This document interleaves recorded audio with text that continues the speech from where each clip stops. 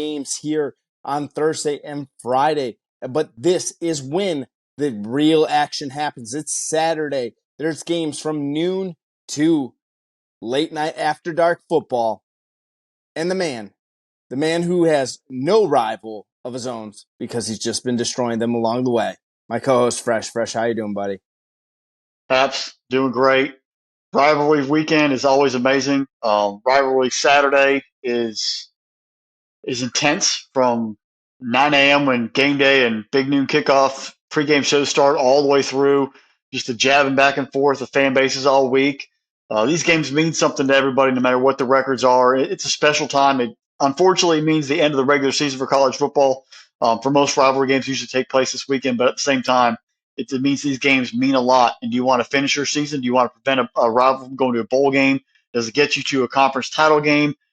Bragging rights for 365 days. Everything's at stake, and it's a big day, and it's a big game. Absolutely. All right, Flush, let's jump right in it.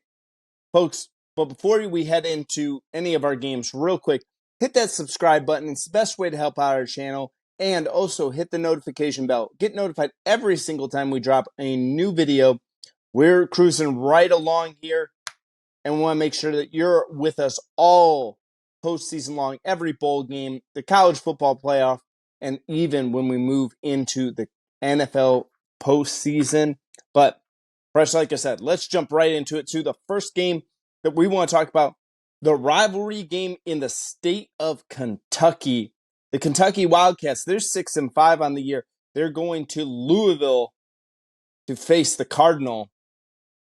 They're 10-1 on the season. They got a spot in the ACC title game. Right now, at time of record, Louisville is a 7-point favorite. Over-under is set at 50.5. Kentucky, 5 losses in the last 6 games after starting off the season 5-0. Louisville, outside that one bizarre loss to Pitt, at Pitt, has been cruising right along. They got a date with Florida State here, Fresh. Fresh, how do you see this one going? Because this is kind of shocking that it's only a 7-point spread. Well, rivalry games are big, and I think there's a lot of Vegas must love Mark Stoops and what that Kentucky football team really is. The Commonwealth Cup has always been a battle. Both these teams, honestly, over history, even match goes back and forth. And it's been pretty solid, seeing the teams go back and forth and switch momentums of the programs. Louisville's down there for a little bit, but now Coach Braum has the Cardinal back up. And the way Stoops, they were 5-0, but ever since they stepped foot in Athens, Georgia, back in early October, they were 1-5 since, and they've been getting smoked since that period started. In the last 6 games, they have been outscored 191 to 120. That's an average score of 31.9 to 20 points. Ray Davis has only gone over 100 yards once. I think so. Maybe correct me if I'm wrong, but I believe 100 yards surpassed one time in the past 6. Devin Leary has not been the passing savant that everyone saw him at NC State. They haven't got that offense going. Liam Cohen, a second time around in Kentucky. Really, that offense just not there. The receivers aren't gelling with them. They haven't got that flow. It looks a lot different than it did with Will Levis back in 2021. The offensive line, not as dominant as it has been in the past few years. They build this whole, big blue wall. They're not seeing that. They're not dominating the line of scrimmage. They're not running, getting the second level, and allowing the running game to take over. The defense has had some, kinks in the armor, either transfer portal, guys not developing quick, losing a lot of talent in the past couple of years to the draft. They're seeing those effects this year. Is this a one-year blip on the radar for Mark Stoops in developing younger players, or is this a sort of a trend heading in the wrong direction for Kentucky football? You already see Missouri pick it up. You've seen Tennessee been better. They just lost to South Carolina. Obviously, Georgia's been dominating the East. They own Florida though right now, but they're sort of stuck in the mud right there in the SEC East, much less the SEC as a general. And that's why this game I think means more to them. Yeah, they're bowl eligible, but they've got to beat a ranked team. They've got to find a way to supplant themselves as still being competitive, or they are going to start being that middle of the tier. 8-win team, 9 wins, 10 is like, a pipe dream going forward. This is a chance for them to make a statement and maybe save their season. You can't lose ground to Louisville. You can't lose ground in the conference. You've got to find a way to get this one. Versus I think a Louisville team that's been very good, but they do have some opportunities to be had. They've survived Virginia 2 weeks ago. They survived an average Miami team this past week. They obviously lost to Pitt. Um, they there were times they looked really good, and there's times where the defense, that offense, just kind of have a moment of lapse of memory, a lapse of focus, and it just slips away. Um, they've Jack Plummer, I think, has been great, but he has turned the ball over quite a few times this season. They've got to find ways to reel that in, especially when they play this game and versus Florida State. They're going to have to be very mindful of controlling the football, controlling the clock, allowing your running game to actually do it as opposed to the passing game. Coach Brom, back-to-back years, two different programs in their conference title games, quite a statement. Doing it in 1 year, he's totally committed to Louisville. He's a Louisville grad. But what does he have special in this football game? He knows what this rivalry means. How does he get the team focused to come in here and take advantage and beat an SEC team? We hear it all the time, SEC bias and beating an SEC team, and it's a big statement. Obviously you got SEC, ACC rivals in this game. You have Florida State, Clemson, South Carolina, Georgia Tech.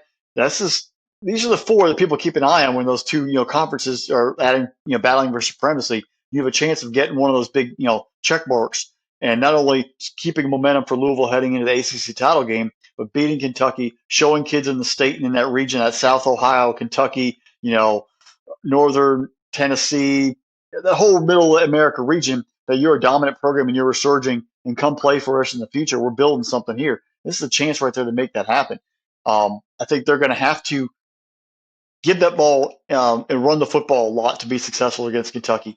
Will them out, own the line of scrimmage, be a tough football team. If you start having to throw the ball too much, you might let that pass rush Kentucky get home. So you have to find a way to balance it out. Use that running game. You have two solid running backs who've shown for Louisville they can be very sufficient so far this season. Lean on them a little bit. Let them help you out. Make the throws a little easier for Plummer. Worst case, though, you just got to get through this game healthy. Win, lose, or draw, you're still playing for the ACC championship the week after. Like, that also has to sit in Plummer's mind. Sometimes it might just take a playoff, or live to play another down. Make a smart decision. Don't have to have the pressure on me to make every single throw. And also for Coach Brom, for Louisville, coach to win. You never coach to lose. Coach to win, but be mindful of your star players. Be mindful of some players who might be a little dinged up after a long year. ACC title and going to a New Year's Six Bowl, actually in this case, means might be a little bit more than beating Kentucky. So how does he coach this football game? This is a big situation for Louisville. You have a chance of playing a Florida State team who, unfortunately, and this is the most gut-wrenching thing I saw, was Jordan Travis. The dude's an absolute stud, but getting hurt. You have a Florida State team that lost their leader, and you have a chance. Injuries happen, unfortunately. A chance to win an ACC championship. If Travis was playing, I think you would have almost no chance at all. But with him not playing in that ball game, it opens up an opportunity, and you have a chance to maybe focus on thinking about the week ahead. What can I do? Can I protect some players? Can I game plan a little bit better? Maybe try to get out of this game quicker, rest my guys to prepare for Florida State, because I have a chance of winning a conference title. My odds are a little more in my favor now. How does he coach this football game against the rival in Kentucky? And Stoops, you've had a real tough year. This could be a season saver. If you beat Louisville, beat a ranked team, you got to let it loose. You got to let Leary, you got to let Davis just go out there and cut it loose. Stop playing scared. Maybe even change your own mentality. You want to be an old, rugged, tough football team, run the ball 4 yards in a cloud of dust. You've got to evolve. You have got to evolve in this current landscape of college football. You've got to be better. You've got to start being more of a statement to recruit better players in the slot, at the receiver position. Open up the offense a little bit. Stop being so hesitant to get away from this power offense, pro style, two receivers. You need to spread it out, have a little more fun, open it up a little bit more, be a little more aggressive on offense, because you're eventually going to be lost in the current landscape of college football, where offense is going to be the benefit. It is in the NFL. It is in college football. You've got to focus on offense and get your defense to do just enough. The days of winning games 10-0, unless you're Iowa, are long gone. You've got to evolve, and it has to start with this football game right now, or you're going to start falling behind. In the end, I think Louisville has just too much momentum, too much toughness. This feels like a special football team. I think the Louisville Cardinals take over this football game. They dominate Kentucky, and they move on to get ready for Florida State next week. Fresh. The thing when I was looking into this game, it was, especially with Kentucky and in the especially the last 4 games, Ray Davis hasn't cracked 90 total yards in the last 4 games. All 4 of those games, they've taken on the chin. He's got to be better. He's got to be the best player on the field in this football game here. If he's not, then Kentucky's going to have a long, long afternoon. He's not getting the help that we thought that he might get with Devin Leary. Devin Leary going to Kentucky, we thought coming off that ACL injury last year, that this was going to be a nice situation for him. And sometimes you look at things and go, yeah, he's got 20 touchdowns on the years, but he's completing only 56% of his passes. That's an issue. That means that he's kind of killing drives himself because he's been inaccurate. And on the other side, you think that you could kind of lean on Ray Davis to kind of lead the way for you, but he's kind of disappeared as well. Louisville's got one of the best defenses out of the ACC. I know that it's interesting to kind of look at that because everyone's going to be talking about what they're doing on the offensive side of the football, but is where that they kind of make their name for themselves is on the defensive side of the football. I think at the end of it, it's going to come down to who's going to be the best player on the field. Which side's going to have that guy, whether it's on the offensive or defensive side. I know that we've talked a little bit about Jack Plummer. He's had a real nice season on the year, but he does turn the ball over. He does take some sacks. Kentucky is going to have to win the line of scrimmage. They're going to have to get after him. Jordan, the running back's another name to watch. He's already crossed the 1,000-yard mark, and he's done it very efficiently on the year. Averaging 6.7 yards a carry. He's crossed the 1,000-yard marker on only 150 carries on the year. Kid's got 11 touchdowns. If he's doing what we should be expecting Ray Davis to do in this football game, then it's over. Louisville is going to wind up winning. They're going to wind up winning big in this football game. I think this game is going to be closer than a lot of people think. I think that Louisville is coming off an emotional win over Miami last week to clinch the ACC title game, and especially with Jordan Travis's injury at Florida State. How can't Louisville be looking ahead? I mean, I know that this is a rivalry game, but doesn't change the outcome of your season. You're still going to have a chance for your conference title game. Still going to have a chance for New Year's Day 6. I know that there's some predictors out there that says Louisville has like this weird outside chance to making the college football playoff. I think we'd have to have a lot of shenanigans and crazy go down for that to happen. But, I guess never say never because they are within striking distance. But yeah, I got Louisville winning this football game. I think it's going to come down fourth quarter. Louisville gets a late touchdown. They'll because it's 7 even. I'd say they cover the 7 on the nose. But yeah, this is going to be a close one. I mean, it's going to be a fun one. This is exactly what you want to see from a rivalry game. A team that's had a rough year, kind of holding on, the quote-unquote flagship university versus Louisville, who is having an amazing season, but really you could get them, and you could actually record-wise ruin them, maybe keep them looking ahead. This is a lot of intrigue coming into this one and a lot of bragging rights going forward for the fan base that wins. Right, absolutely. All right, Fresh, let's go to Manhattan, Kansas, one of our favorite states in all of college football. Hey, the state of Kansas didn't disappoint at all this past weekend. We love you guys out there in Kansas. That Kansas State game was fantastic. But we got the Iowa State Cyclones. They're 6-5 on the year, 5-3 in the Big 12. They had a great year. Matt Campbell, really, people did not think that much of Iowa State this year going into this football game. They're traveling the state of Kansas to face the Kansas State Wildcats. Kansas State has an outside shot. They're going to need some craziness to happen in the last week of the season here to make the Big 12 title game. But they're 9.5-point favorite in this game. Big win over, their true rival is we talked last week about the Sunflower Showdown. This is a big one. Cyclones, Wildcats. What do you got for them, Fresh? Well, I think first off, you got to look at the way the Wildcats last week. They were down by double digits at one point, playing a third-string quarterback there for Kansas. They rallied. They were the more veteran, tough team, and they found a way to, in the end, pull it out and get the big win there in Lawrence, continue that streak of 15 straight. And that just goes Coach Kleiman at the very top all the way down. The focus of the program, the attention to detail, the toughness, the resiliency that the Wildcats have. We saw it last year. We're seeing it again this year, that same kind of makeup. They develop the players, the way they recruit the players. They bring them in the same way.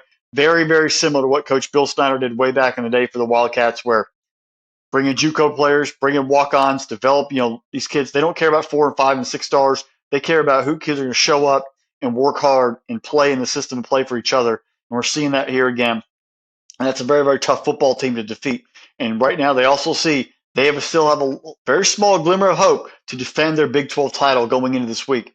They have obviously a lot of things have to happen. Oklahoma State has to lose. Oklahoma has to lose at least for them to get in. But there's still a glimmer of hope coming in to go for defend that title. And that's all you want is you want a chance in the last week of the season to go out there and play for a championship that anybody wants. So seeing that right there, I think gives this entire offense a chance. Its offensive line getting it, getting that running back there, chance to really make plays and drive it home. Iowa State on their side, Matt Campbell, last year was a tough year. We had high hopes for you, kind of laid an egg, but this past season, it showed the coaching, the very similar program, not getting the big time, huge, 5-star, 4-star recruits. You're getting a bunch of kids who want to come in and work hard and develop. You're finding the gems, the rock, the gemstones out there in the pile of rocks and building them up, making them better, and letting them shine at the very end. They play as a cohesive unit. They play as a team. Keep it all in front of you on defense and offensively, manage the down and distance, and score when you need to. These two teams are very similar to each other, and that's why this game is going to be so intriguing there in Manhattan. Iowa State, obviously no longer in the running for the Big 12 title game, but has a chance to play spoiler here. That's what you want. You want to take out teams that you're rivals with, take teams in your conference. Do not let anyone else succeed. If you're not going to play for a title, don't let anyone else. It's a tough road test, but can you go in there and get it done and shock Kansas State? They've had some ups and downs. I was actually completely shocked that Kansas State went to Stillwater earlier in the year and laid an egg. They did. Anything can happen in football. Where's K-State's focus? I think with this game being a little bit later, already knowing the result or of a couple earlier games, it's going to help them. It's going to know that they're the last game. They're going to know what's in front of them. If they have to win to get in, that adds a little extra Kansas State motivation. But if there's other decisions where Oklahoma State have already won, does that kind of take away some of that momentum for K-State, knowing that do they really have something to play for? Or are they playing for a record, playing for a better bowl? Where's that psyche of the team when they take the field at 8 o'clock Eastern Standard Time there in Manhattan, actually 7 o'clock Central? Where does that psyche come into play? If you know you have stuff in front of you, you can go out there and win and get in, or you no longer have a chance for the title game, how does this team get motivated and play forward? In the end, I think Coach Kleiman and that entire football team for Kansas State, they are built from the ground up, from the core, to play for each other and play all out no matter what the situation is, what the records are. I think Kansas State has just enough to go out there and get it done and win this football game. If they play for the Big 12 title, that's gravy on it right there. That's even better. But I think this is a chance for them to shine, show that they are a program, and build this thing even one game at a time, moving toward a bowl game and actually a pretty good bowl game. K-State wins. Iowa State keeps it close for about 3 quarters. In the fourth quarter, the Wildcats take over and run away. Fresh, this game's going to come down to a couple of things for me. Like I said, Kansas State is a 9.5-point favorite in this football game. So both these teams are two of the best defenses in the Pac-12 or in the Big 12 there. And it's going to come who's going to be able to run the football. You take a look at last weekend. Iowa State didn't have a single running back carry the ball more than 7 times in that game. They ran for a grand total of 9 yards in the football game against Texas. That can't happen. Like, if you want any shot at beating Kansas State in this game, and I know I like Rocco Beck, he's a nice quarterback, he's a good player, but that's got to be different there. Like, you can't. I don't know which guy you need to step up, whether it's Sanders, whether it's Norton, whether it's Sama, whether it's, you start having run some quarterback draws in there a little bit more often. It's got to be something. They got to be able to run the football in this football game. And then you take a look at Kansas State. Kansas State going into last week was one of the best run defenses in the country. And when we did our preview against Kansas State, Kansas, in the comment section, we got a lot of times people saying, Kansas is not going to be able to run the football against this Wildcat defense. Kansas ran the ball 41 times for 234 yards and 3 touchdowns. They were almost averaging 6 yards a carry in that football game. With a third-string quarterback. With Cole Ballard running the game here on this one. Iowa State, that's got to be their game plan. That's got to be the same. We're not going against the defensive tackles and the defensive line of Texas again. We know that we kind of went away from the run game. We didn't kind of make a commitment. I want to see one of these guys from the Cyclones get more carries than somebody else. I want you to kind of have a lead back to just get into a rhythm. And the fact is that if I'm getting 3 carries, and then I'm not getting any more carries again until late in the second quarter, and I never get more than 7 yards or 7 carries in the entire game, how can I get anything going against this defense? How can I maybe exploit something that I see during the the flow of the game there? Hey, I'm watching the defensive tackles drop down into this gap, so maybe it allows me to bounce it outside a little bit. I need to see that out of Iowa State. Matt Campbell, you've done a phenomenal job coaching. This has been a great job out of you. No one expected Iowa State to do 6 wins in this year. You're going to a bowl game. You could really cap it off. You beat going to Manhattan, Kansas, and beat Kansas State. That you can really tip your cap on a win like that. That's an impressive win by Iowa State if they do it. I think Kansas State's got something to say about it. DJ Gittens has been one of the fun running backs to watch. You look at what he was able to do against Kansas last weekend. I wish they would have thrown the ball a little bit more to him out of the backfield. I think he's got a really good ability to catch the ball out of the backfield and make some guys miss. But he had over 100 yards rushing last week. Back-to-back 100-yard games against Kansas and Baylor for Gittens. I like Kansas State in this game, Fresh. That spread's the one thing, that 9.5. I think that because Iowa State's defense is really good, I think they're going to keep this game closer than people think. But, Kansas State wins. I got Kansas State by a touchdown in this game. I think it's going to be an entertaining Big 12, rock'em sock'em, gritty football game is what I want. Give me a fun one in the last game of the year. Absolutely. Entertaining. Make it entertaining, Big 12. That's what you're good for. All right, Fresh, let's go to the state of North Carolina. Hey, this is a fascinating one here, Fresh, because, I don't know if any of us saw this one come. North Carolina Tar Heels, they're 8-3 on the year, 4-3 in the ACC. They're going to face their rivals, NC State, in Raleigh, and NC State is 8-3 on the year. 5-2 in the conference, man. Fresh, I'll let you roll with this one first because this game really fascinates me because, again, who had this at the beginning of the year? Who had NC State at 8-3 on the year and doing what they're doing? Brennan Armstrong looks like he's back. He will play in this football game. I know he battled injuries, but looks like he's back and starting to pick up some steam where he left off. Well, first off, Carolina, just a major disappointment.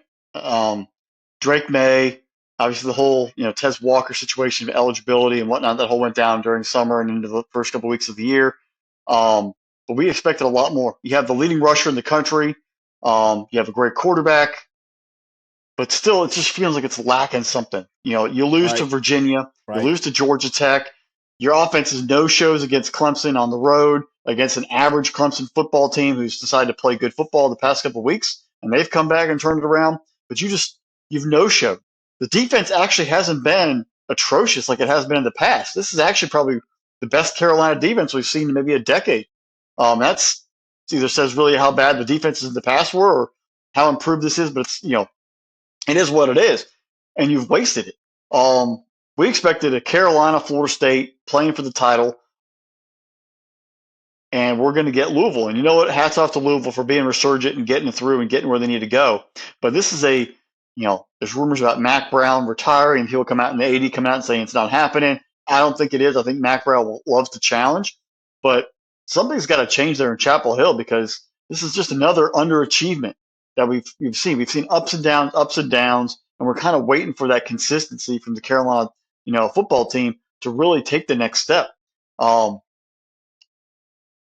is this the game where they come out here and they get payback and they just take out anger on NC State, the in-state rival, just down the road in Carter Finley, or is this another one where they kind of trip up and 8-4, fall on their face and go to a bowl game somewhere and just move on with the season? You waste Drake May goes off to the pros and you're kind of stuck trying to figure out how and where we're going to go from here. This is that I think a major crossroads for Carolina football. Where are they going to go from here? Um, on the other side, NC State quietly 8-3. I think we expected Brandon Armstrong to come in here, reuniting with his former offensive coordinator at Virginia and putting some major points up on the board and really being an offense. But it's been the defense that's played amazing for NC State. The Wolfpack been getting after it. Armstrong has actually struggled. He had some injuries. He was benched for a little bit. Now he's back the past 2 weeks. He's finally sort of playing some smarter football. But this NC State football team under Dave Dorn has been collectively just growing week over week over week. You look at they lost early to Notre Dame. There's a huge thunder lightning storm. They had a huge delay. There's a whole the whole stadium is ready to go, and they had like a 45-minute to an hour or maybe 2 hour delay in that ball game. And then Esteve comes out and puts it a touchdown on the board, and it's kind of over at that point. They lose 13-10 to Louisville. They played Louisville real tough, and then lose to Duke in a very inexplicable way. They kind of got owned by Duke in that ball game.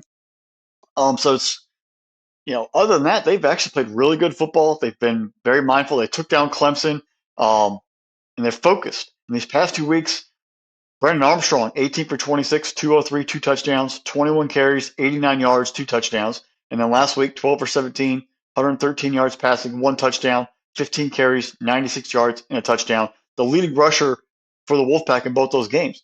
He has not turned the ball over, been very smart with the football, moved the chains, got points on the board, took care of business. Kind of feels like he got his feet back under him and moving the team and moving them in the right direction. I actually like NC State in this football game. I think that their defense is better.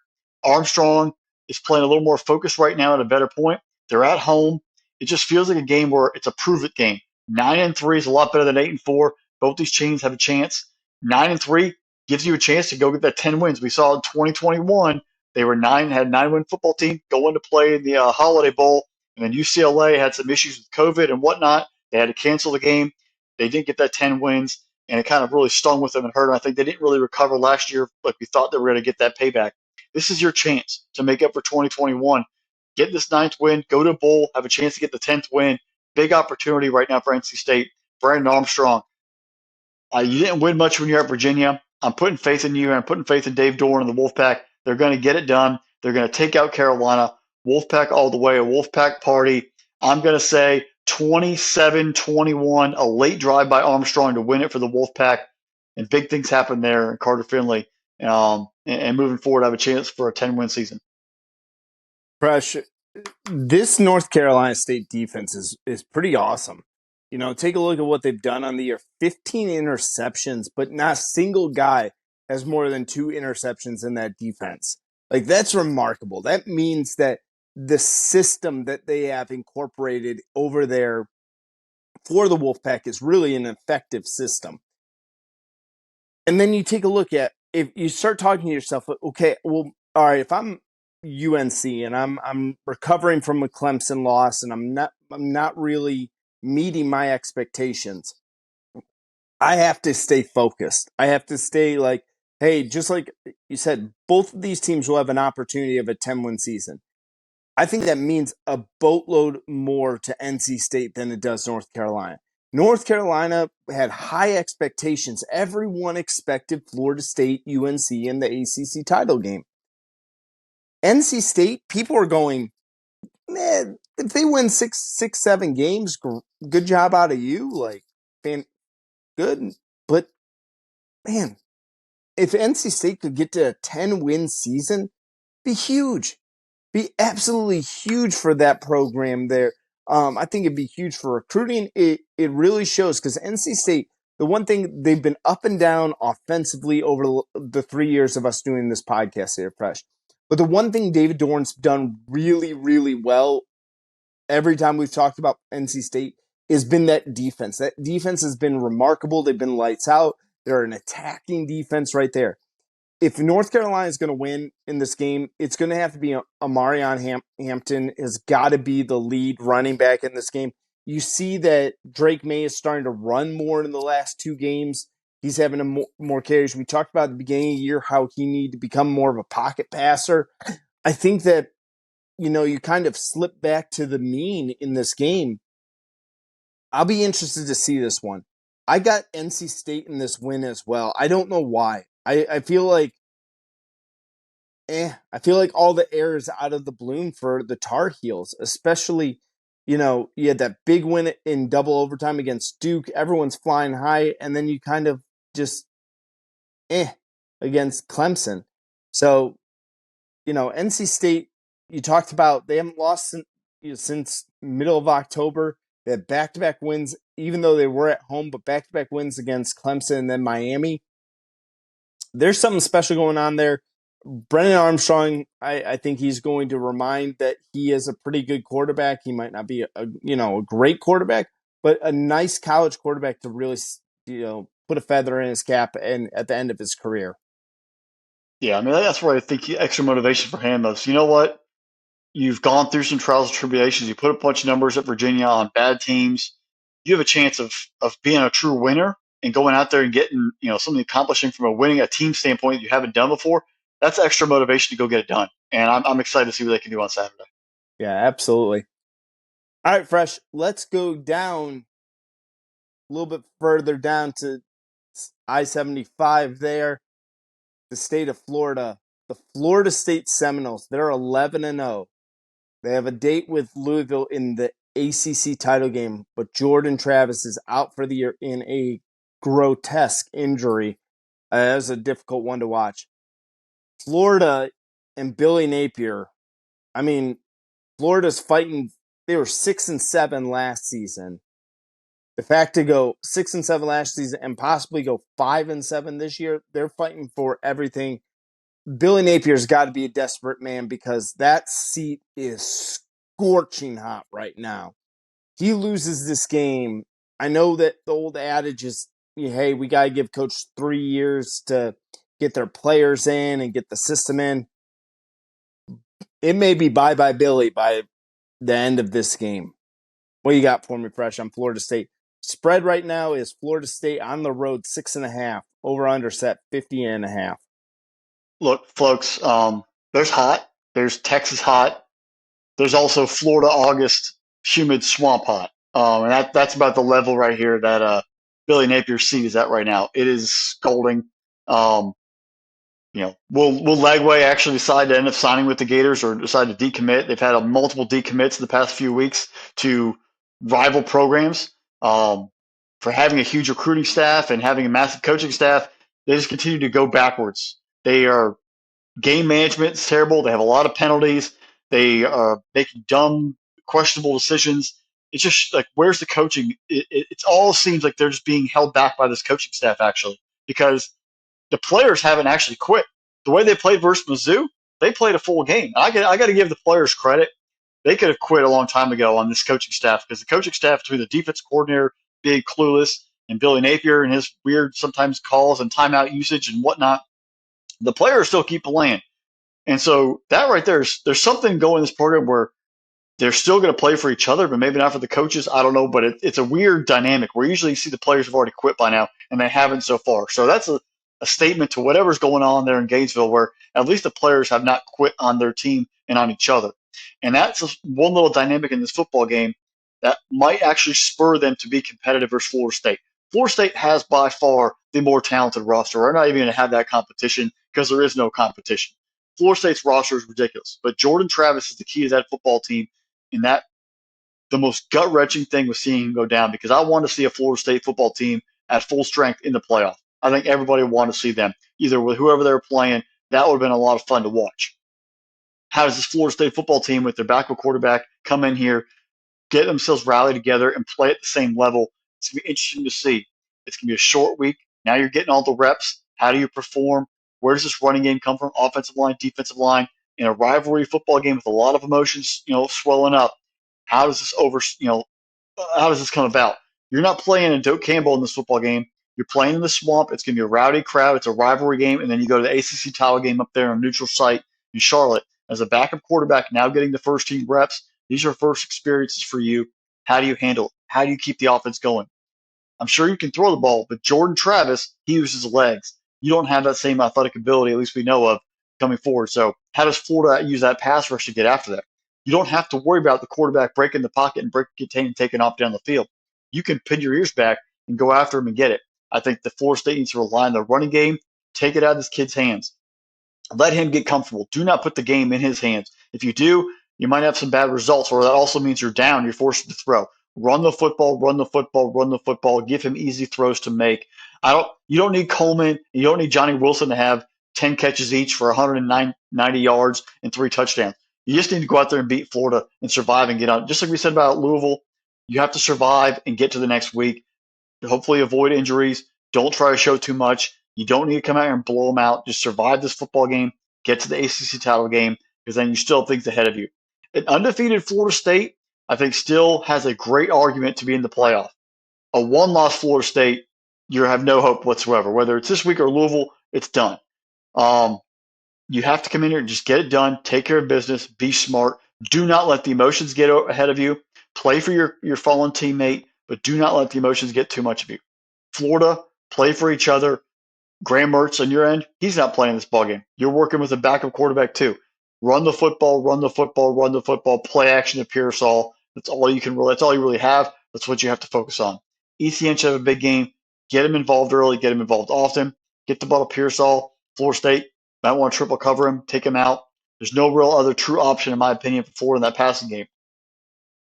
Florida State, you should be dominating the line of scrimmage. You have the better offensive line and defensive line. If you are not, that is a major red flag for not just the ACC title game, but going forward in the playoff, because whoever you play, you're going to have a ball game in the trenches. If you do not dominate Florida in the trenches, you will have serious issues in 2 to 3 to 4 to 5 weeks from now, whenever those matchups do come down the road.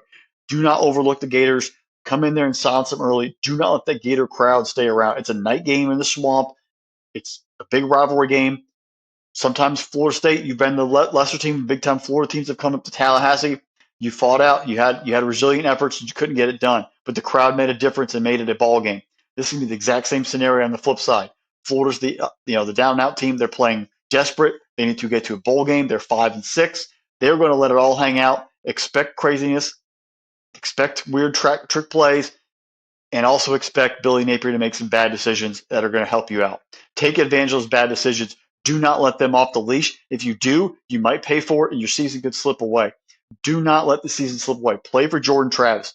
If anything in the world might mean something to you, play for Jordan Travis. If that means holding it one more and not getting a false start, play for Jordan Travis. You owe him that much, and he's done it for you. Do it for him. Do not lose this game to Florida. If you're going to lose, if it does happen, unfortunately, I'd rather have you lose to Louisville than Florida, because a loss to Florida, giving them bragging rights, letting them to a bowl game, and having your season slip away and your championship for a playoff chip opportunity slip away would be terribly painful. Go out there, get after it early, take care of business, settle it up, let the backups play, and then focus on Louisville. Dominate the line of scrimmage. Do not let the Gators get a hold, or you'll be in for a long night. In the end, I think Florida State, they're going to start out slow a little bit, but Florida State will find their footing later on in that football game. They will win 31-17. They'll put it away. It'll be a slow start, but Florida State, eventually the quarterbacks, the offense, they'll get the rhythm going, and they'll take advantage in the second half and dominate the Gators. Fresh, it's very difficult for me not to take a victory lap on what I have said this past year about the Florida Gators. And I look at what Billy Napier's done to the Gators there, and you take a look at just the offensive line play.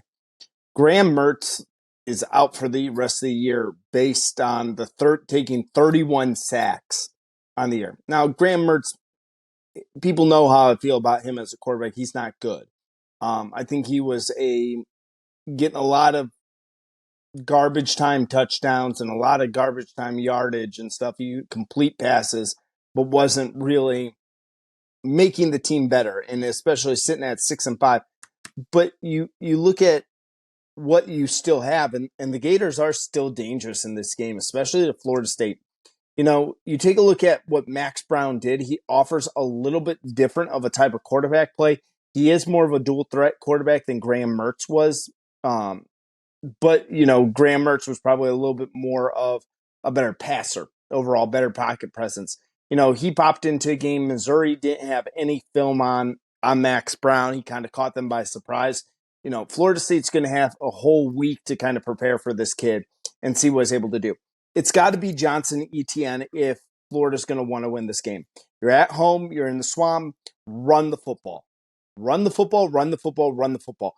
Run quarterback draws, run the football. You run these kids into the ground if you have to in that piece because this is your season. This is everything that comes down to. There is no tomorrow for the Florida Gators. There is no tomorrow for Billy Napier at Florida if he loses this game. This is going to be a really dangerous Florida team because they have nothing to lose in this situation. Florida State, you have everything to lose. Last week, you lost your starting quarterback, who was really the straw that served the drink. Tate Rodemaker is going to be the starter for this football game. He is going to need to lean heavily on Trey Benson. You're going to have to make smart throws. Keon Coleman's been the best transfer player this season. He's just been absolutely phenomenal. He's a matchup nightmare. You still got a great wide receiver over on the other side, Johnny Wilson. Bell, the tight end, he's not a bad player either. You got some nice targets out there for him. And I need to see Rodemaker be able to hit those targets. You played Northern Alabama. Come on. This is going to be a tough one for Florida State. I'm worried that the pressure is going to get to them. I'm really, really worried. I don't think Florida wins this football game as much as I think Florida State loses this football game. I think while fresh, you're right.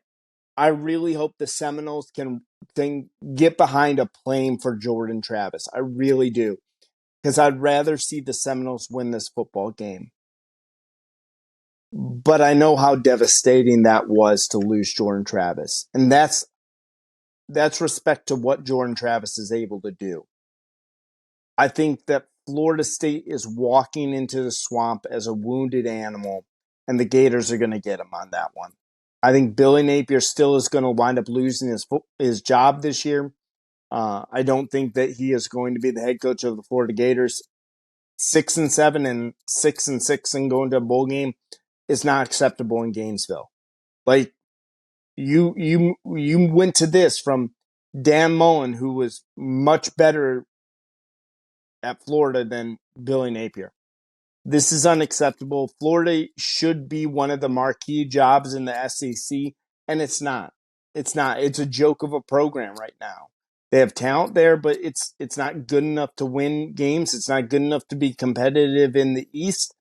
And you talk to a Gators fan, and they think that every year they're going to be competing for the SEC title. Folks, those days are long gone. Like, those are long gone football days. Those are days of yesteryear and days of yore. I'm sorry, Florida. It sucks. It's a hard truth to admit, and I would not be shocked to see fans go, well, that's not true, and they'll point something out to me, and I'll be like, right, I get it. If I was a fan, I would be arguing the complete opposite as well. I think Florida wins this football game. I think Florida State's going to lose it. I think that it's just a tough road to hoe for them. Johnson and ETM, one of them is going to have a huge game in this one, breakout game. I think that Florida is going to keep the ball on the ground. I would say they run the ball 50 times in this game. Give me Florida by a field goal in it, though. I mean, if Florida can pull it off, does it? I'm just gonna say this right now. I know we both have our opinions on the Gators, and I think they have some talented players, but they definitely have a depleted roster. If he wins this game, is this like a false positive where it's a false hope? Like, oh, we got to finally turn around, but you're not playing a true FSU football team. Does it set up a false narrative for the offseason? Like, oh, we beat them. We're back. We got it turned around. I think it actually sends the wrong message. Right. I think it'd be great to have the bragging rights, but you're then setting yourself up for the future of, well, now we're supposed to beat Florida State. So if we're terrible next year, what does that say about our team? The problem is if it gets Billy Napier another year. I mean, it might be better to lose this football game to get Billy Napier out of there, get a better coach in, and not the same. Billy Napier probably is a fairly nice guy and probably a fairly decent football coach. Probably knows way more about football than I do, but he's not the coach for Florida. He's not the coach for the SEC. This is a guy who I believe is overmatched for the situation, and I don't really know who Florida's going to attract either. This could be a a long road to hoe, and you might need to really rip the Band-Aid off and take your time for a true rebuild that may take many years to do. I mean, look at what Texas went through. Look what the school in Ann Arbor went through. Look what Virginia Tech is going through. You know, there's a lot of once proud programs that, hey, guess what? The wheels fall off. Yeah. Happens. And you got to make the right call. And sometimes, get rid of the decision now as opposed to another year. 30 mil for a buyout. Sometimes you have to suck it up and own up to the mistake and dump them. Yeah. All right, Fresh. Let's go to our next game here. It's the Iron Bowl. Oh boy, howdy! After Auburn, I got something to say about you here in a moment here. But Alabama, they're 10-1 on the year. Their only loss early week 2 to Texas. They're 7-0 in the conference. They've run a murderer's row from what most people would say. Auburn 6-5 somehow. I don't know. You lost to New Mexico State. You paid them $1.8 million to come in and whoop your tails all up and down the plains. This game, Alabama is a 14.5-point favorite in this game. I think that number's too low. I think this may be one of the ugliest Iron Bowls we ever see.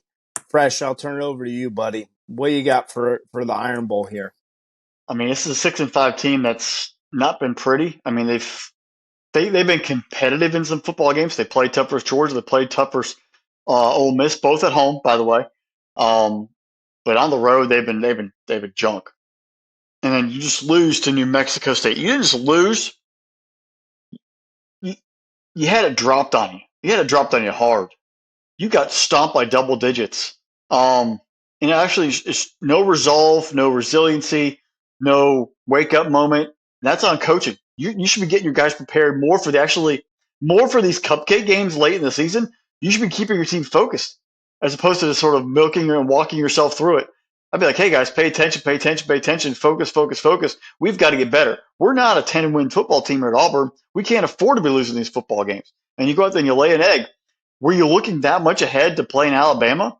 Do you want to piss off Nick Saban? You're that excited about playing a pissed off Nick Saban football team who technically still has a chance to win an SEC and play in a playoff, and you're skipping ahead and not focusing on the task at hand. That's a program situation. That's not a team. That is a top down, not being focused on the task at hand. What is in front of you? And they paid the price for it. Maybe that's a wake up call for this week, but that just shows that there's definitely players on this team who aren't even talking to the rest of each other and saying, "Hey guys, we need to man up and get this done." It's New Mexico State. Let's buckle it up at halftime and go out and take care of business. Nobody was being accountable for each other. Coaches weren't coaching right. They haven't developed all these players yet. It's a statement. And yeah, Auburn's having an amazing run right now on the recruiting trail, and I have a pretty good feeling that's all very heavily NIL involved, and those kids want to get paydays when they arrive on the planes. But at some point, you got to start seeing, is there player development there? Are this team actually going to win? Money's money, but I'd rather win and to be developed to go to the NFL, develop to win SEC championships, than be a 6-6 football team and get a high NIL check. Recruits, take a think about that. Auburn, they have a great environment. The fans do really cool things. Flying a war eagle and all that, and rolling the trees. It's a cool thing. They do a bunch of neat little stuff. But Cam Newton's not walking through that door, folks. Nick Marshall's not walking through that door. Michael Dwyer's not walking through that door. This team is not that same team. Yes, this is the 10-year anniversary of the Kick Six and the Miracle. The Gus Malzahn led football team and almost went and won a national championship. Crazy things happen to Jordan Air, especially at night in this game. But this team, I don't think it has the depth in the roster to compete with what is about to come through in the Crimson Tide. Um, you're going to need a lot more than just a prayer in this case. You're going to need prayers, kick sixes, lucky charms, rabbit's feet, whatever else, genies in a bottle you can find to have a chance to compete. If the way that you played last week is going to show up for versus Alabama, because right now, Tommy Reese and Jalen Milrow have figured out what to do on offense. They might not have a top 10 offense, but they figured out what they do best, and that's Milrow making his throws when he has to, McClellan running the ball, and Milrow running the football. That dude, he's become a dual threat quarterback, using his feet, making things happen in the passing game because of that. It's not a traditional offense they've run there under Nick Saban. It's not a pro style. It's not even a spread. It is a Milrow make it happen for us offense. Offensive line, you kind of lose some of those, issues where they might have had some pass protection problems or some run blocking problems. With him back there and using his legs and using athletic ability and letting the receivers sort of make things happen on their own, they've adapted and they've grown. And if you give them any inch, they're going to take it. If I'm Auburn and defensively, you got to corral him, force him to throw. Do not let Milrow run. If I have to put 5 defensive linemen on the field just to make sure I build a little arch around him and keep him in the containment, that's what I have to do. But you also have to tackle in the open field. You cannot let him run around for days because he will run for touchdowns left and right and north and south. He did it versus LSU. He had to put up a big game versus Tennessee. He is an athletic guy who's going to make things happen. You've got to contain him, or he's going to get away and he's going to blow you all out of the building. Where's your offensive identity, Hugh Freeze? You came here, you're supposed to be an offensive genius. You did stuff at Liberty. I have not seen anything from Auburn's offense that tells me that you've gotten any organization right now, what you have in that roster to put forward and put points on the board. Yeah, you're going to give a buffer. You're going to give that 3-year window we always talk about. But like we also just said with Florida, those 3-year windows in the past are shrinking. It is what you're actually shown. Sam Pittman at Arkansas in the first couple of years showed a development of resurgence. He had a down year this year, bad offensive coordinator, but the team still kept fighting for him, and the team actually wanted him around. But you saw progress the previous 3 years. I haven't seen progress at Florida, and right now I'm not seeing progress at Auburn. Recruiting's one thing, but those kids still could decommit. Until they're signed and in your program, I don't trust any of those recruiting rankings. What are you doing on the field to develop a program? I don't see anything on the offensive line. I'm not seeing a consistent running game. I'm not seeing a consistent passing game. Where's this offensive identity you're bringing here brought here to do? You beat Alabama and Nick Saban when you're at Ole Miss twice. You need to pull out all that magic and all those strings in this ball game to keep the crowd in it for 4 quarters, much less win this football game. You've got to find ways to coach this team better, hold your team accountable, and go get the job done. You're going to have some sort of mystic in the first half. Your players are going to come out there, jacked up, fired up. The crowd's going to be ready to go for the Iron Bowl. Nothing better than beating a top 10 team at home. But your team still has to show up the entire 4 quarters. You've got to coach the 4 quarters to win, not coach scared. If a player's on your depth chart and he sucks, you don't have to play him. You can bench him. It's your job on the line eventually. And you've got to get the right kids out there playing. If that means it's a freshman over a senior, you've got to figure that out. And you've got to do it for this ball game. Beating Alabama might save your season. Yeah, you're going to a bowl, but beating Alabama will save your season. And actually, it might buy you an extra year of job security just by winning this football game. That's what rivalry games, especially this one, mean to people. If you can win these games, you've got to coach your best game of your career to win this football game. Because you know what? This roster is not the Ole Miss rosters that you had when you beat them. You have a depleted roster. You've got to actually coach in this football game. I know it's asking a lot of the head coach, but you have to coach in this football game to beat Alabama. They are beatable, but they are a very good football team, and they're getting better every single week. That Alabama defense is an Alabama defense. They have grown. They've gotten better. They tackle, and they attack. You've got to make them pursue in situations. You've got to take advantage of deficiencies and score when you can. Field goals do not win you this football game. Touchdowns do. In the end, I think Nick Saban has his team focused for Alabama. They are ready to rock. This is a blip on the radar to them. They're going to go in here. They're going to squash Auburn, and they're going to get their focuses ready for Atlanta to take on the Dogs in the SEC championship game. Auburn, if you get blown out, this might actually be a big, big, big step back for this program and a major scar in the face for Gus Malzahn. For Hugh Freeze, excuse me.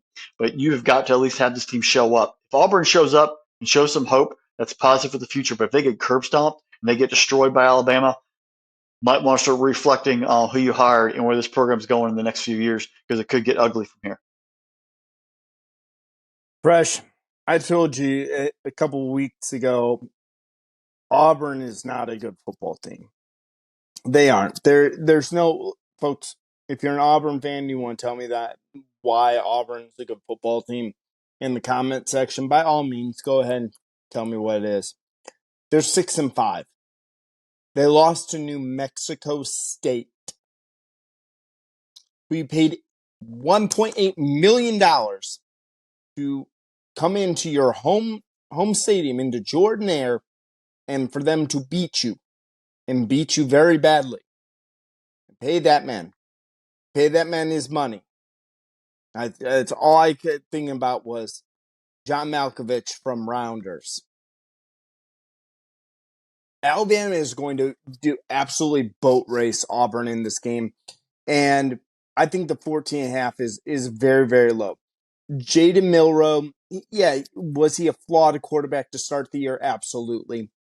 Has the kid gotten exponentially better as the year has gone on? Absolutely. Is this Crimson Tide defense licking its chops to get after Peyton Thorne and whoever wants to decide to take snaps under center for Auburn? Absolutely. This game could get very ugly and very, very fast. I think this game is over at the end of the first quarter. I think Alabama's up maybe 21-0 at the end of the first quarter if they get the ball 3 times, and they'll be able to punch it in on that. Auburn, this is gut check time. Like this is a test. This is a true test of your manhood, because either you're going to roll over and just take it on the chin for 4 quarters, get your teeth kicked in, go to some meaningless bowl game, and have everyone just make fun of you for the entire spring. Those unless you're paying me big money, I ain't a recruit. And hey, paying recruits big NIL numbers up front works out really well. Please see Texas A&M. That worked out fantastic for Jimbo. Hugh Freeze, take a note on that one. Alabama, they have everything in front of them. Again, you're going to see, the field start to thin out. Now, Alabama's got one major problem that they got to deal with, and that's the Texas problem. Having that loss to Texas, and especially if Texas plays in the Big 12 title game. Now, the playoff committee has never left out the SEC champion. There is a world, though. Florida State wins out, they're in. They're undefeated. Ohio State or Michigan wins out, they're in. They're undefeated. Washington wins out, they're in. They're undefeated. And then if Texas wins the Big 12 title game, you got an argument there. They got the head-to-head win. And if Alabama beats Georgia and Atlanta, then all of a sudden the SEC is left out of the college football playoff, which, again, all of us would be kind of flabbergasted by it. But what I just laid out to you isn't out of the realm of possibility. Like, it is a interesting thing. Alabama's got some work to do, and they know that they have to go into this game, because while me and you will sit there and say that Auburn is a crappy team and not a good university and they're not a good football program right now, the casual fan and what most people that watch college football will say, but still a rivalry game. It still means a lot when you go into your opponent's stadium and hang a 40 burger on them, like I think Alabama's going to do. Nick Saban knows that. We know that. He can't use the argument, well, we would have been favored in every game against all the college football playoff field. No, you got to go in and make a statement game. I think Alabama is very motivated. I think this Alabama team is really a lot better than where they were at the start of the season. I think they're a very dangerous team, and they have a lot of things in front of them. This is going to get ugly, quick, fast, and hurry fresh. It's going to give us a lot, and I think this game is going to give us a lot to talk about next week when we preview the SEC title game. Oh, definitely. I think Alabama, Nick Saban has this team hungry. A lot of young guys playing a lot of, early and often.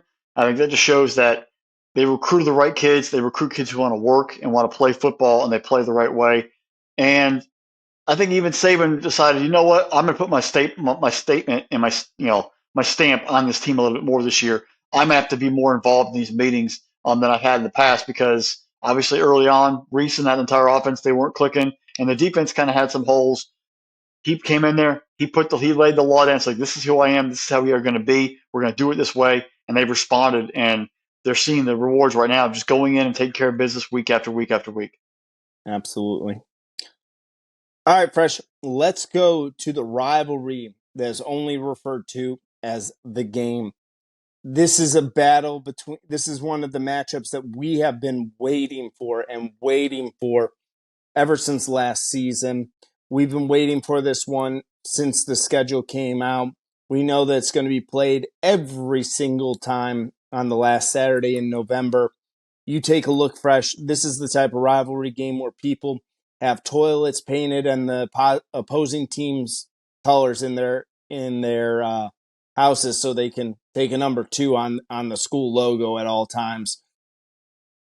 Yes, I do know someone who does have that done in their house. They're Fresh. We're talking about the Ohio State Buckeyes going up to Ann Arbor, Michigan to face the Wolverines. Both teams for the second straight year 11-0. Both teams 8-0 in the conference. The Wolverines have had a lot of noise about them last couple weeks here with everything that's going on there. They're still a 3.5-point favorite at the time of record. Over under is in the 40s. It's at 46.5 in this game here, Fresh. This is a great one. This is everything. This is a rivalry I grew up with. This is one of the most important rivalries in all sports. I'd argue it's the greatest rivalry in all sports. But I'll turn it over to you first and let you give your thoughts on the game before I go into my thing. Well, first off, Fox, I'm looking at you guys. Big game, I get it. But using Dwight D. Eisenhower reciting his letter that he sent to the Allied servicemen before they invaded Normandy in 1944, a little bit of a stretch. That was much more important than this football game. Right. But the eyes of the world technically are upon this game from a college football perspective. So you guys might have gone a little too far from the impact, but we move on. The Buckeyes they aren't favored in this football game? Nope. Huh? 3.5-point Seriously? dog. First time in 5 years they have not been favored in this ball game. Well, the last time they weren't favored, they hung 60 plus on Michigan. Just going to put that out there just to get that ahead of the curve. Amidst all the Michigan stuff that's happening, I think this, you can call it what it is about the sign stealing and whatnot. I think that the reason why there's been a lot of pain and a lot of attention in this ballgame is because there's been so many other things around that Michigan program that have happened. We won't spend this time diving into them, but they are all true. Their own little items have been more like pinpricks that have led to this becoming so big and so large and getting so much attention. What Jim Harbaugh has done with the Michigan football team early on before 2020, he hadn't really gotten his feet wet. They were kind of all over the place, very disorganized, maybe a little archaic at times. But in 21, 22, and 23, he has built it at the line of scrimmage. Offensive, defensive line, dominating people there and moving out from and letting the things happen from there. Letting linebackers roam freely on defense, letting the defensive backs play off and play in solid coverage, using the running game to set up the offense with an amazing offensive line, 2 tight ends, and running the running backs downhill. Blake Corum, absolutely amazing. I love the kid to death. What he does on the field, what he does off the field, he is a dominant back. The one thing that worries me about Michigan is they never have to play from behind. The 2 times they've ever had to truly play from behind in the second half, Georgia, they were getting their butts whooped. That did obviously not turn out too well. And then TCU, they got themselves in a ball game and they couldn't find ways to get back and get on top. And they had struggles in the passing game to be able to come back. That's the problem with this football team. They have to play from ahead the entire time. It has to be a one-score football game where they can keep the running game involved.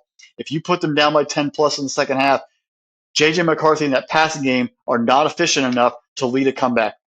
They are not built that way. They are built to be a very tough and intimidating football team, and they are the ones to do the intimidation, and they are the ones to dominate and push away and play on their terms. If you flip the script on them, that's where you're successful, but you have to be able to get past that very, very solid defense and that very intimidating, dominating offensive line to build that lead. That's where the challenge is.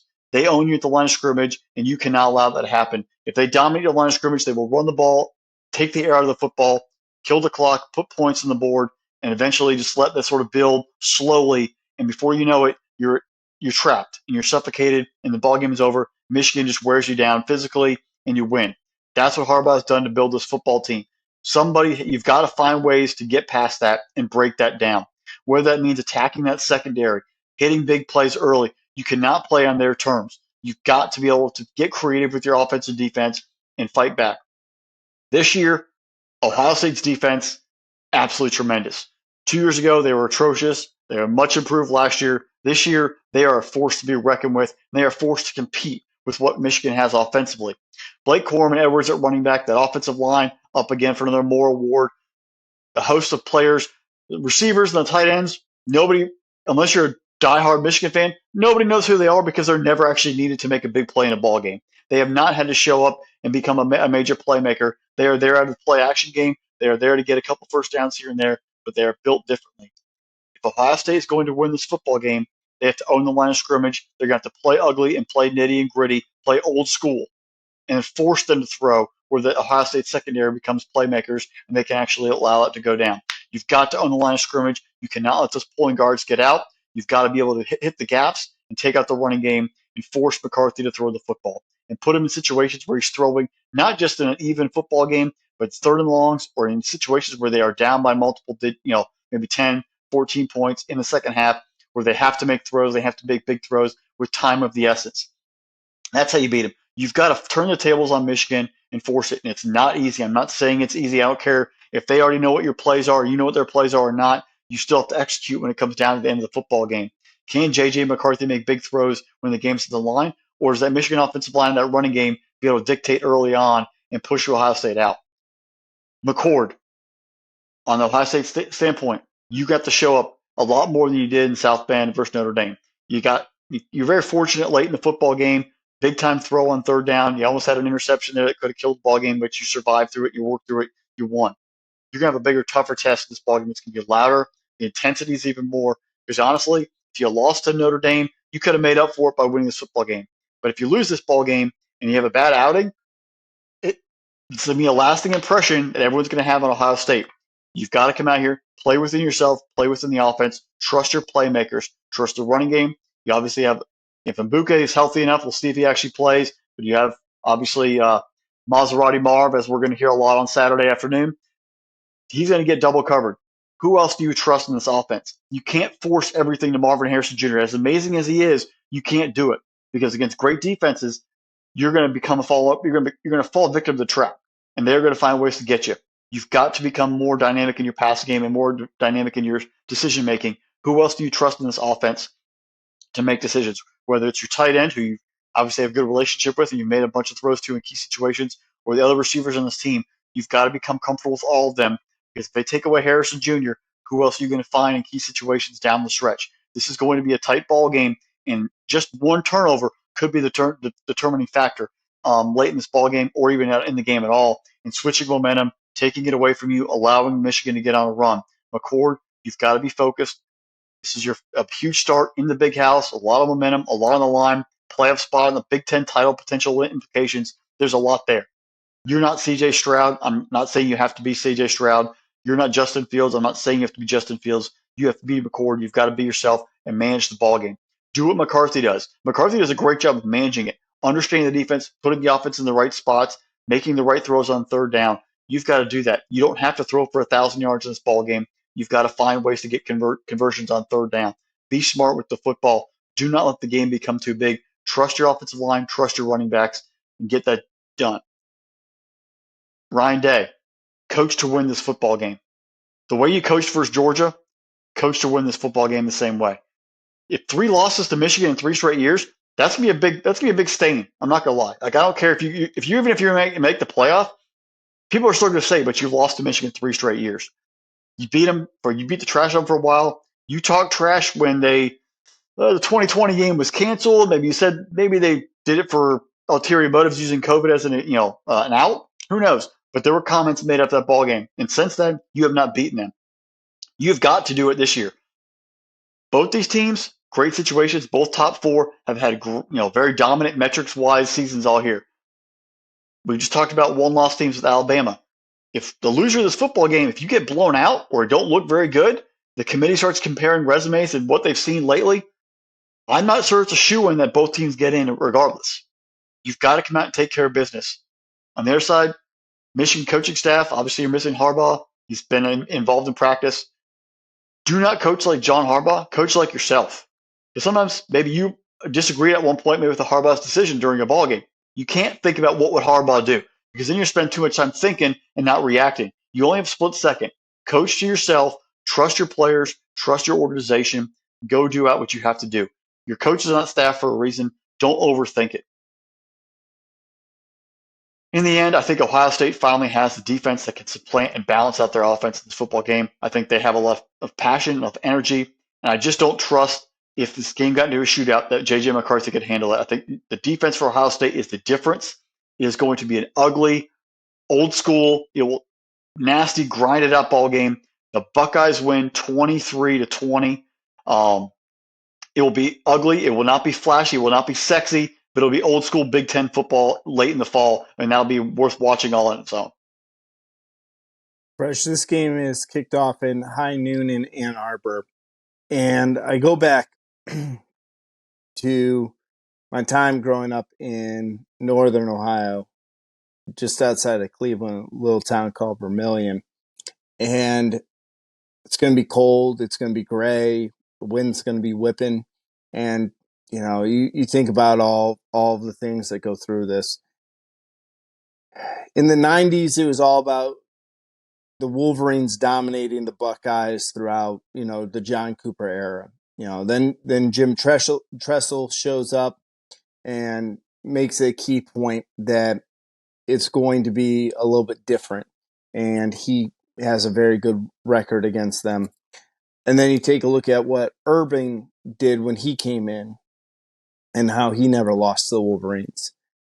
And now Ryan Day. And I think that the biggest thing that's the most amount of nonsense that I ever hear is when someone says like, oh, if he loses this game that they're going to fire him. I go, that's one of the dumbest things I think that I could hear about this, because he's routinely delivered you into the playoff. He's routinely given you top 5 recruiting classes. He has you as one of the best programs in the country.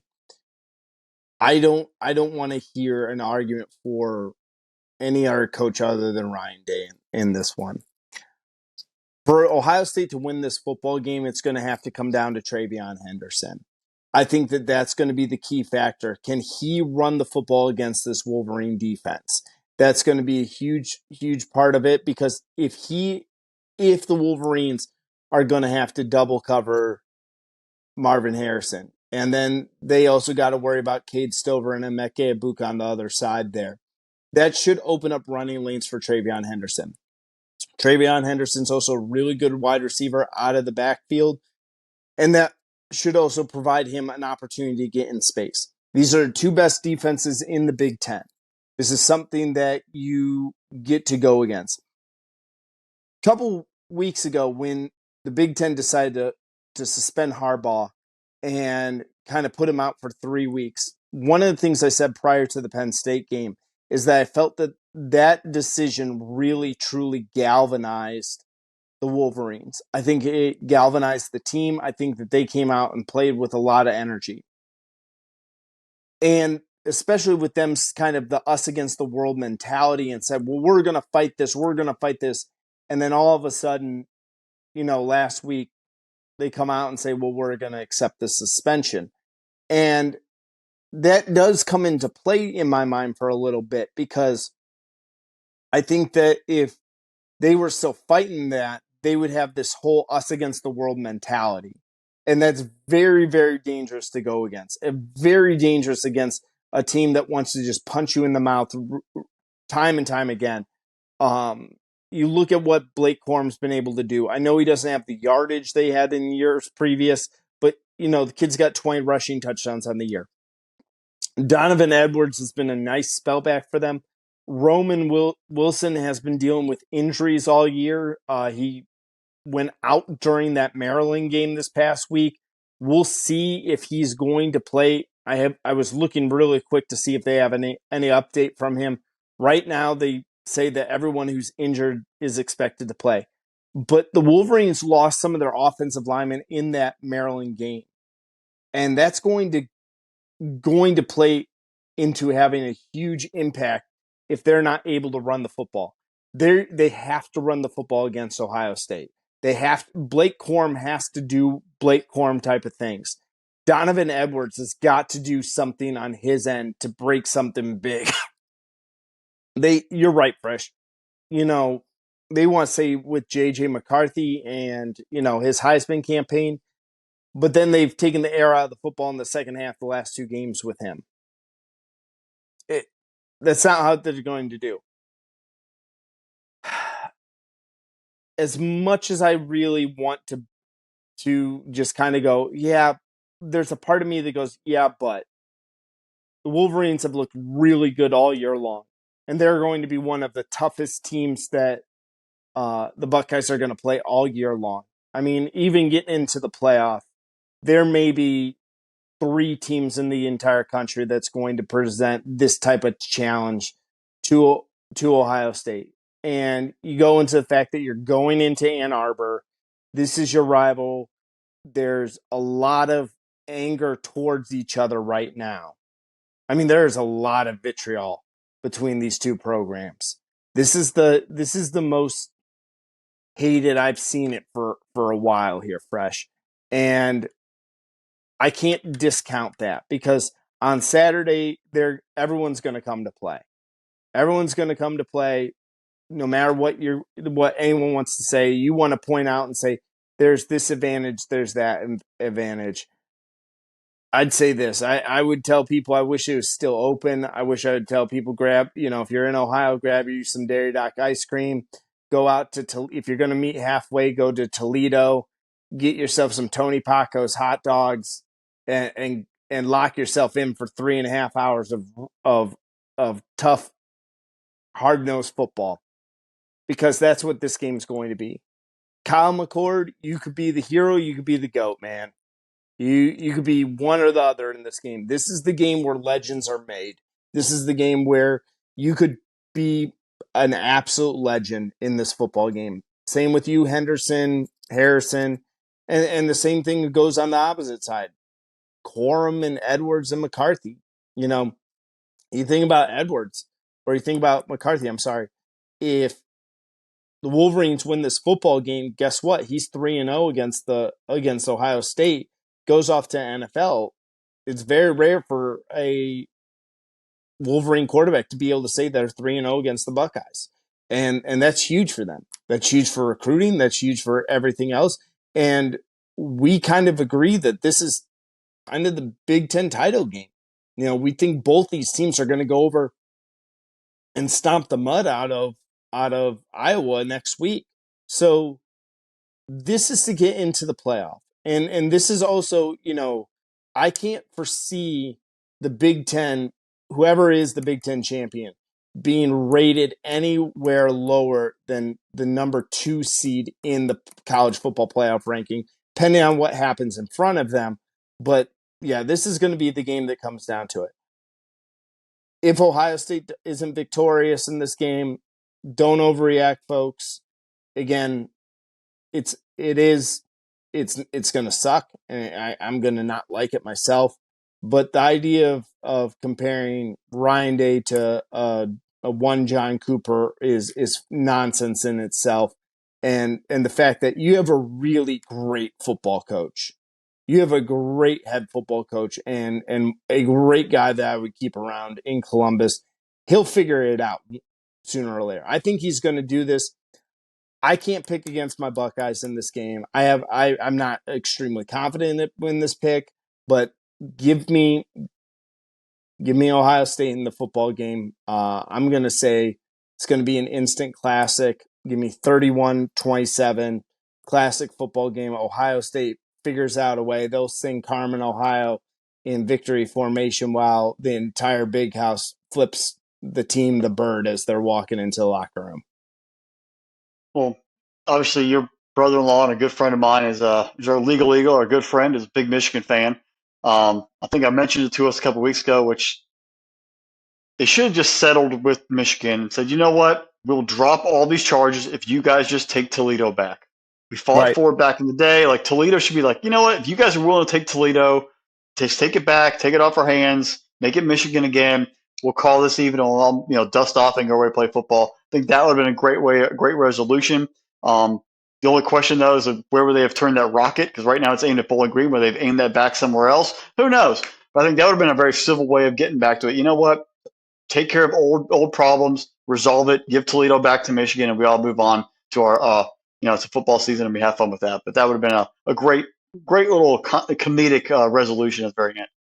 Yeah, and it is the 15th year anniversary where I went with friend of the show Ryan Agnew up there in Ohio. We visited Ann Arbor, Michigan, and I snuck into a couple of classes while he did research in their library, just because he wanted someone to drive up with him.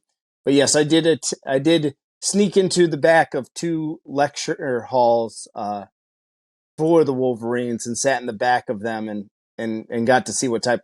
Great institution educationally wise, but I do hope they lose on Saturday. So I think it'll be another classic. We've had two great ones the past two times. Um, in the past two times, Ohio State has had the lead going into the fourth quarter and they couldn't finish it. Can they finish the fourth quarter this time?